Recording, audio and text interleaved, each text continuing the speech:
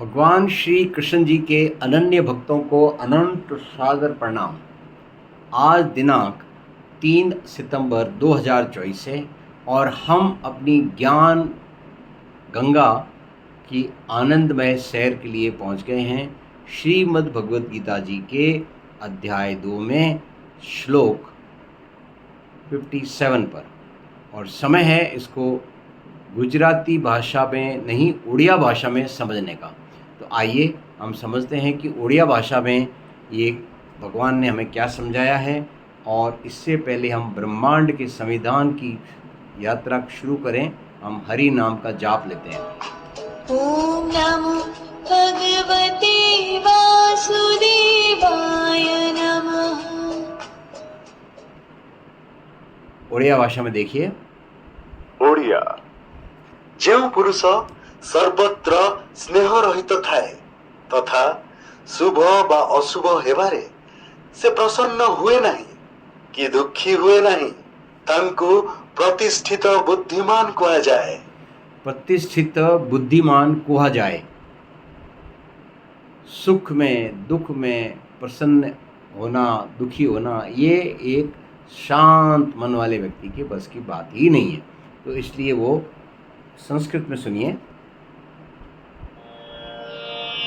यः सर्वत्रानभिस्नेहस्तत्तत्प्राप्य शुभाशुभम् नाभिनन्दति न द्वेष्टि तस्य प्रज्ञा प्रतिष्ठिता।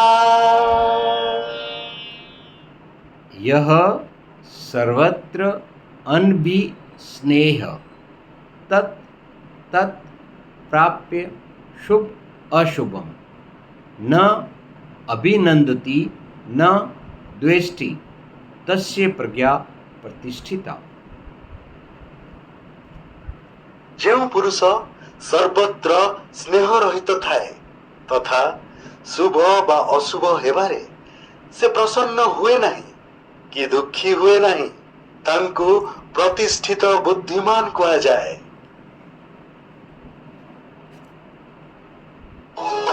शुभ या शुभ जो भी मिले उसमें न हर्ष न द्वेष ही, निह स्नेह जो सर्वत्र है स्थिर बुद्धि होता है वही।